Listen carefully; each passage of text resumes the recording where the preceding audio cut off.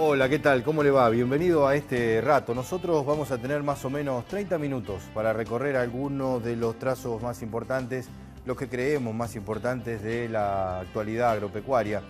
La actualidad agropecuaria que en el país se mezcla, como decimos habitualmente, con todo lo que tiene que ver con la economía, con la situación social, con la problemática diaria, con estas cuestiones. Fíjense ustedes que recordábamos el programa pasado que el primer semestre de este año iba a estar impactado por la cosecha de soja, que se preveía una cosecha realmente muy importante. Lo fue, por cierto, aunque muchos productores aún no han podido levantar algunos de los cultivos porque quedaron inundados. Al mismo tiempo, luego estábamos esperando alguna reacción de la economía que lamentablemente no sucedió. Pero bueno, habrá que esperar y hay que esperar a la próxima cosecha. Y entonces tenemos que ver qué va a pasar con la próxima campaña, cuánto se va a invertir y en esa situación cuánto se le va a poner a la tecnología, porque si no hay tecnología no hay volumen, si no hay volumen no hay comercialización. Al mismo tiempo hay que sumarle, en esta suma algebraica, que los mercados están bajando a futuro teniendo en cuenta la gran cosecha que se espera en Estados Unidos y entonces el mundo que tiene 4 bifes y necesita 2, te dice, bueno, yo por ese bife que te sobra te voy a pagar unos mangos menos. Así que estamos todos viendo, porque el primer semestre del año que viene, donde se va a cocinar la campaña política presidencial, va a venir con muchas dificultades de caja. Y esto evidentemente, digamos, nos afecta completamente, ¿no es cierto? Entonces, tendremos que tratar de ver esas cuestiones. Y extrañamente pensamos en qué es lo que está sucediendo en la sociedad. Recorriendo la provincia de Buenos Aires, el sur de Santa Fe, Córdoba, estamos viendo algunas cuestiones que no se veían hace 15, 20, 30 años atrás. Las villas de emergencia en ciudades de 10.000 habitantes, de 15.000 habitantes. Eso no sucedía cuando uno era chico. Yo tengo 47 años y realmente aprendí en Buenos Aires lo que era una villa de emergencia. Hoy los estamos viendo en lugares donde habitualmente no las había. Por lo tanto, ¿qué pasó con esos casi 100.000 millones de dólares que en los últimos 10, 15 años aportó el campo a la economía nacional? Y hoy estamos pensando en cómo darle de comer a la gente que no puede comer. Entonces, realmente, si en el mejor momento de la historia de las commodities en el mundo estamos en esta situación, ¿cuánto tendremos que saber manejar la próxima década si es que los mercados empiezan a enfriarse? Hablaremos de algunos de estos temas a lo largo de lo que queda del programa. Quédese, ya venimos.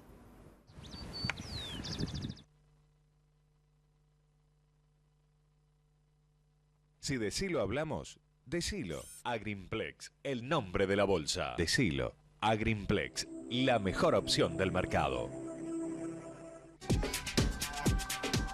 Auspicia este programa el Mercado a Término de Buenos Aires. Desde 1907, operando a futuro los principales productos del país.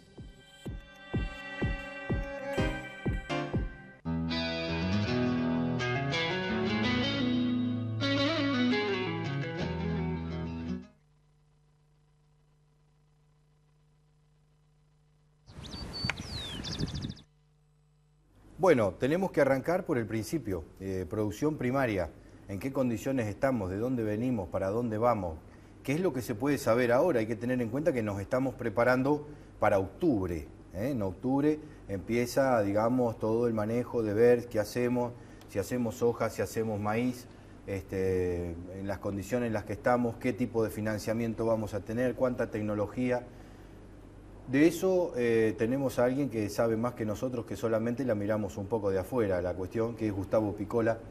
¿Cómo anda? Muy bien, señor. ¿Usted? ¿Bien? Bien, acá estamos, preocupados por esta situación porque, bueno, tenemos un año por delante, estamos en el segundo semestre mirando cómo nos vamos a acomodar para el impacto del primer semestre del año que viene, porque la cosecha, la siembra de este año, la empezamos a cosechar en abril y ahí estamos viendo que vamos a repartir. ¿De dónde salimos? ¿En qué condiciones está el productor hoy? ¿Cómo lo ves? Mira, yo creo que el famoso viento de cola se ha frenado. Venimos de campañas donde estamos acostumbrados a tener precios altos porque el clima hizo su metida de pata, si querés, en el hemisferio norte, en el hemisferio sur. Y la realidad es que hoy estamos transitando una campaña norteamericana totalmente diferente, ¿no? El clima es casi ideal, el maíz posiblemente sea una producción récord, si bien el área sembrada en Estados Unidos es menor, los rendimientos van a hacer que sea mayor. Con la soja sucede lo mismo, se esperaba agosto como el mes donde la soja desarrolla su eventual rendimiento, una posible seca para ver si el precio recuperaba. Esto no está sucediendo, entonces estamos en una situación de mucha oferta, ¿no? La situación de mucha oferta trae... Es decir, nosotros vamos a salir al mercado en un mercado suficientemente abastecido. Nosotros vamos a salir al mercado, nosotros vamos a empezar a sembrar en una campaña donde los precios complican los números del productor, definitivamente. Mirar un maíz hoy, los precios que tiene el maíz, y cuando miras el mercado de futuros, te hace pensar que en algunos lugares es inviable hacer maíz, con lo cual el destino va a ser la soja, y si Estados Unidos tiene récord, y si Brasil también hace soja y Argentina hace soja, la oferta aumenta mucho más. Entonces, la realidad es que a priori los precios deberían seguir bajando en cuanto a la soja. Está bien. Y venimos de una época donde le hemos puesto soja y soja al campo porque era el único negocio que teníamos. Sí. Ahora, eso bajó ya este año, se notó mucho la calidad y el rendimiento de la soja. Si no le ponemos tecnología, vamos a tener dificultades. Bueno. Y digo, tecnología es plata. ¿Cómo estamos en plata? ¿Cómo ves a los productores para invertir? Yo veo hoy lo que veo es un contexto complicado, ¿no? Donde, lo que te decía antes, a los precios que están hoy va a haber que hacer mucho trabajo más de cabeza que de producción. Y cuando hablo de cabeza vamos a la tecnología y vamos a qué le pongo la soja para lograr el rendimiento que hablabas vos antes. Entonces, la realidad es que yo creo que ahí es donde va a ajustar el productor, ¿no? Porque si sus costos, no maneja bien sus costos, a estos precios con la perspectiva de oferta te podés encontrar con un problema. Entonces, si vos me decís a mí, yo veo una campaña donde el productor ya sabe lo que tiene que hacer en el campo, lo veo más de escritorio que de producción, ¿no? Donde tener una estrategia, pensar en la comercialización, pensar en ver la posibilidad de tomar coberturas. Me parece que en ese ejercicio es donde el productor va a lograr una mejor maximización. Y obviamente en tecnología y en temas de fertilizante y lo que le pongo al campo para rendir, ahí es donde me parece que va a estar el problema, ¿no? Y ahí no hay en vistas al corto plazo algo que te haga cambiar de esta situación, ¿no es cierto? Entonces, habrá que ver si China compra más de lo que compra, habrá que ver si la demanda de estos precios se abastece más de lo que está estimado que se abastezca. Por ahí pasa la posible reacción del mercado, de lo contrario estamos ante una situación bastante complicada. Una de las sorpresas, una de las noticias de los últimos años era ver cuánto crecía el NOA, cuánto más le poníamos de soja al Chaco, cuánto más le poníamos de soja a esos lugares. Ahora, los últimos tiempos y en la recorrida que hemos hecho esta semana atrás, nos demuestran dos cosas. Primero, que el que está lejos del puerto está al horno, porque los costos son altísimos. Cuando te acercás al surtidor, te rasguña las entrañas cada que... Así que bueno, me imagino el productor cuando tiene que mandar desde Chaco a Rosario la mercadería. Y por otro lado, el 35% de retención en el caso de la soja, que juega, digamos, un papel preponderante frente a los $400 del mercado norteamericano. ¿Se pensará en una reducción de la presión impositiva? Yo particularmente no lo veo. Tomo las palabras que dijiste vos en la apertura, la necesidad de caja. Y la necesidad de caja, gran parte de esa necesidad la cubre el campo y la soja. Claro. Entonces, a precios bajos, aflojar la retención no la veo, aflojar la presión impositiva no la veo en un año donde se va a necesitar caja. Es más, te diría, veo más la política aplicada este año de decirle al exportador que adelante retenciones como pasó este año, a una política donde la presión fiscal baje.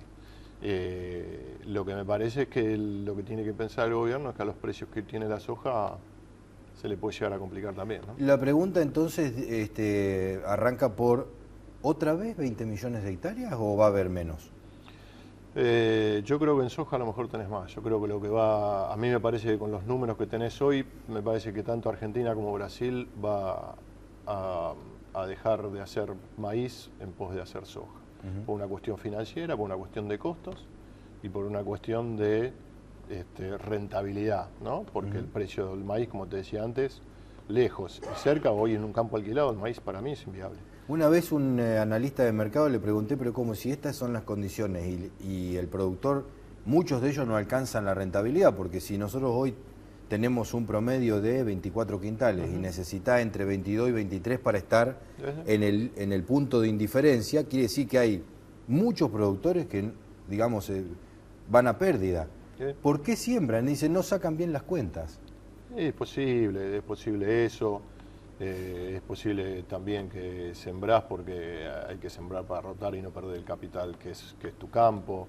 Es decir, hay un montón de variables que te llevan. Yo no veo al productor dejando el campo sin sembrar. Esta es la realidad. O vienen los yuyos o viene la soja. No, claro, y es lo que te decía antes, a lo mejor siembra y lo que hace es baja tecnología, le pongo un poco menos de fertilizante, no tengo el rendimiento que debería tener, pero el campo lo tengo en movimiento, ¿no? Entonces, yo no veo esa situación. Sí es una situación complicada, ¿no? Donde lo que te decía, cabeza, escritorio y estrategia, ¿no? Está bien.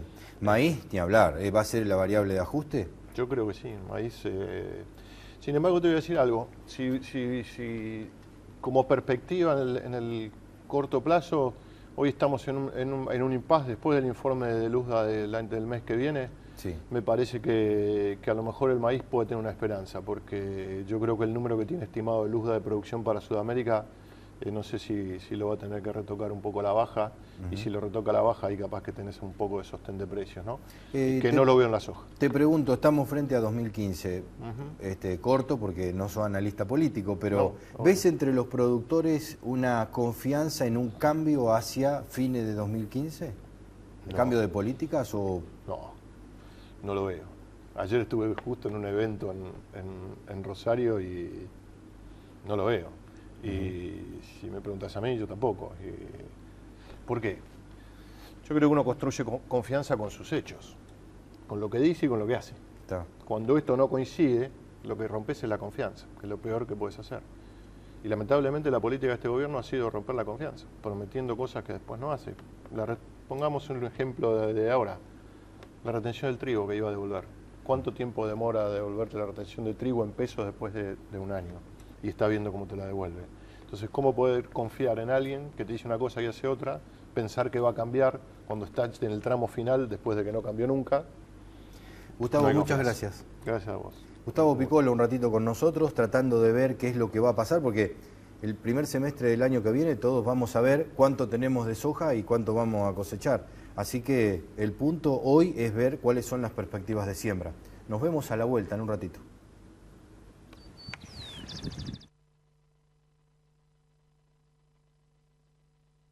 Si decilo hablamos, decilo. Agrimplex, el nombre de la bolsa. Decilo. Agrimplex, la mejor opción del mercado. Auspicia este programa el Mercado a Término de Buenos Aires. Desde 1907, operando a futuro los principales productos del país.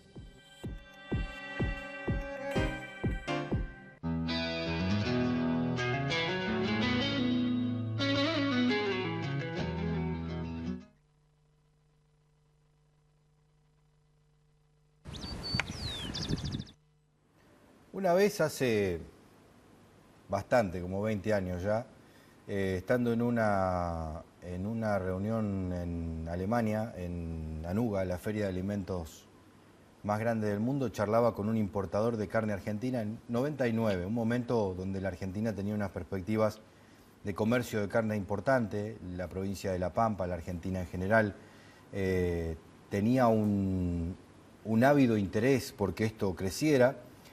Y charlando con Peter Malt, uno de los socios de Eikereland Malt, la importadora más importante de carne vacuna Argentina-Alemania, que es el principal consumidor de carne cuota Hilton, le decía, bueno, ¿qué perspectivas, cómo lo ve? Dice, mire, ustedes van a tener un problema mientras un kilo de carne sea más caro que un kilo de BMW, van a tener un problema. A mí, obviamente uno era joven, tenía otra trayectoria, pensaba en la producción. Cuando uno está en La Pampa, piensa en cuánto más tiene que producir, porque el poder está ahí. Producir más, producir mejor, producir más calidad. Cuando uno llega a Buenos Aires, las cosas cambian, el poder está en los votos. A ver cuántos votos tenés. Cuánto producir no importa. Lo importante es cuántos votos tenés. Y entonces en esto uno empieza a ver la realidad social y empieza a ver que, claro, si un kilo de carne es más caro que un kilo de BMW, vamos a tener un problema. De manera que eso lo empezamos a ver ahora. Y empezamos a ver que a pesar de los casi 100.000 millones de dólares que la Argentina, que el campo argentino, que las MOAs, las manufacturas de origen animal, le han puesto a la economía nacional, bueno, no alcanza. Entonces tenemos gente que no alcanza a comer. Y entonces tenemos gente que se tiene que dedicar a ver cómo hacer para ayudarle al Estado a llegar allí. El Banco de Alimentos es una de esas ONGs y tenemos a Gustavo Fernández Casares aquí, vicepresidente del banco. Contame un poco, Gustavo, ingeniero agrónomo, así que qué cosa, no podría decir que es un contrasentido, pero qué preocupación por uno que tendría que producir los alimentos y no necesitar ver por estas cuestiones, ver hambre en la Argentina, tener que trabajar para cancelar esa brecha. ¿Cómo nace? ¿Cómo lo ves? En realidad, a mí me toca participar en la red de bancos de alimentos. Soy consejero además del Banco de Alimentos de Buenos Aires. En la Argentina hay en 12 provincias 17 bancos de alimentos. ¿Qué es un banco de alimentos? En definitiva, el Banco de Alimentos son organizaciones que se dedican a salvar la comida, a salvar los alimentos. ¿Qué significa salvar la comida o salvar los alimentos? Es darle valor social a aquel producto que ha perdido valor comercial. ¿Qué son los productos o alimentos que han perdido valor comercial? Y son aquellos que por distintos motivos, problemas de empaque, de packaging, de fecha de vencimiento corta, productos que han dejado, por ejemplo, de tener actualidad. Por ejemplo, los productos navideños de la Navidad pasada, que es todo lo que es la canasta de pan dulces, turrones, etcétera, etcétera, todo eso se puede canalizar, tienen, digamos, todas las características nutritivas intactas, y la industria alimenticia, en lugar de mandarlo a decomiso, se pone en comunicación con los distintos bancos de alimentos, con estas 17 organizaciones que hay a lo largo y ancho del país, y entonces, en lugar de ir a decomiso, como te decía antes, lo que hacemos es, nos llaman a nosotros, a los distintos bancos de alimentos, y esos bancos de alimentos reciben esa mercadería, la clasifican, la almacenan y se la entregan a distintas organizaciones, a distintas entidades a las que ayudamos.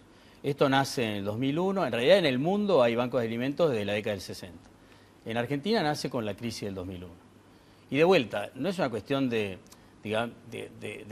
hablar de cuestiones, digamos, políticas. Es una realidad que en el 2001 estábamos en uno de los momentos más difíciles que vivió nuestro país, y entonces gente, digamos, con sensibilidad social y que veía que había personas que estaban en una situación de riesgo alimentario, se pusieron a organizar este tipo de instituciones.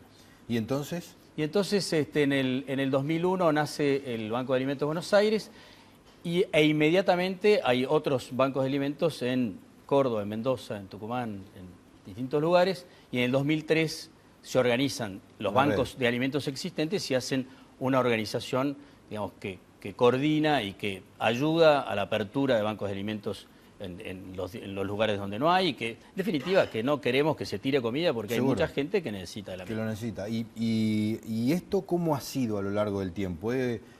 ¿Ha ido un crecimiento? ¿Qué tipo de aporte se hace? Digamos, ¿qué evaluación tienen ustedes? ¿Hay tanta gente con necesidades del Banco de Alimentos? ¿Cuánto se le puede llegar? El año pasado, perdón, Walter, el año pasado repartimos 8 millones de kilos entre los 17 bancos, que parece una cifra enorme, pero en términos de lo que produce el país no es nada, y lo distribuimos, digamos, en 1.600, algo más de 1.650 organizaciones vinculadas con los 17 bancos, y eso significa una población asistida del orden de 250.000 personas. Y esos son los números duros, digamos. La presencia nos gustaría estar en las 24 provincias del país, por supuesto. Sí, Sí, sí. en todo lugar donde se tire comida. 250.000 personas que están asistidas por esta... Exacto, Y, sí. ha habido un crecimiento en los últimos años. Obviamente que la organización seguramente habrá notado un crecimiento porque de nada a organizarse y a asistir es lógico. Pero ha habido un crecimiento de la demanda, uno ve cada vez más gente con necesidades para cancelar. Yo diría que, bueno, esto nació en el 2001, como decía antes, con 600 kilos de picadillo de carne que nos dio un frigorífico en su momento que tenía, digamos, de vuelta fecha de vencimiento a un término razonable como para que en lugar de tirarlo lo pudiéramos dar a distintas... Redistribuir. Claro, a distintos, digamos, organismos o instituciones, llámese comedores escolares, hogares para niños, hogares para ancianos, parroquias, sinagogas. No hacemos ningún tipo de distinción de raza, credo, color ni religión. Y entonces esto es muy importante, desde esa cantidad mínima a los números que comenté antes. La verdad es que vemos gente que está en lista de espera, que de alguna forma, digamos, nos está pidiendo, si antes atendían a 100 personas, a 100 chicos, el 80% de la población que asistimos son niños y adolescentes. Entonces esto es lo importante, tener primero el conocimiento de lo que está sucediendo, que no creo que escape a ningún argentino, porque el argentino es muy solidario. Y entonces no creo que escape a ninguno lo que está pasando, pero digamos, lo importante es que conozcan que existen estas organizaciones donde se puede salvar la comida. Y esto, un poco parafraseando al Papa Francisco, es esto: salvar la comida, salvar los alimentos, no se pueden tirar. Seguramente. ¿Y solamente colaboran empresas? ¿Puede colaborar la gente? Sé que yo en mi programa de radio tengo un spot de los 20 pesos al Banco de Rosario, por ejemplo, que está pidiendo en su cuenta. ¿Y qué otra cosa están haciendo para poder crecer, digamos, y asistir mejor?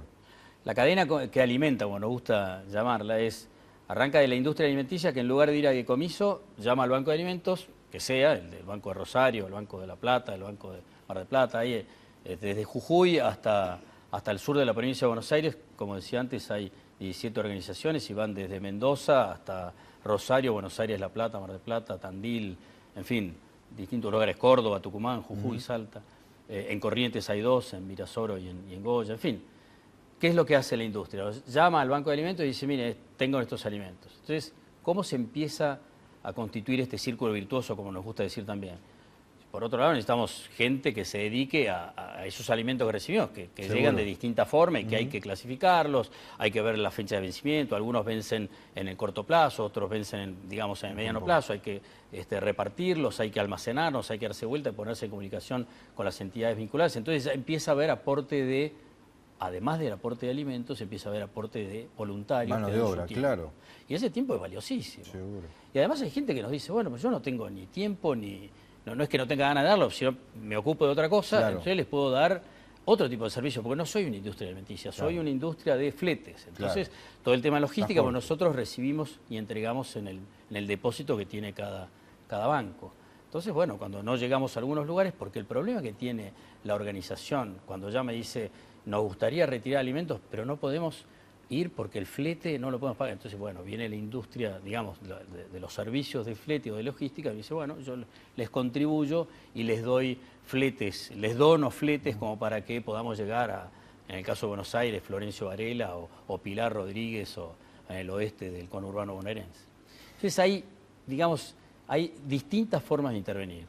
Así que bueno, lo más importante, googlean Banco de Alimentos, estén donde estén y comuníquense con el que tenga más cerca. En la red es www.redbancosdealimentos.org y ahí pueden vincularse con los distintos bancos que hay a lo largo y ancho del país, como nos gusta decir. Muchísimas gracias. Gracias a ustedes. Bueno, los temas que están vinculados no solamente con la producción. Aquí lo más importante, el productor sabe cómo sembrar, sabe cuánto hay que ponerle de fertilizante, sabe cómo tiene que cuidar su cultivo.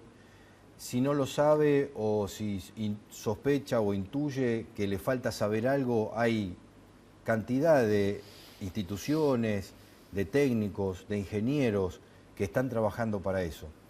El punto fundamental aquí es cómo administramos toda esta cuestión, porque la sociedad toda no es el campo solo, que puede representar un 20, un 15 de los productores agropecuarios. El resto estamos vinculados con el sector y sufrimos las consecuencias de más inversión o menos inversión.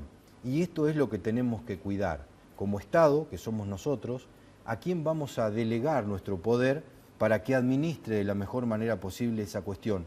Y no se trata de matar al que invierte, sino fundamentalmente crear reglas, crear regulaciones para que se pueda ver en un futuro cómo trabajar esta cuestión y tejer esa manta más amplia que necesitamos para que nos contenga a todos.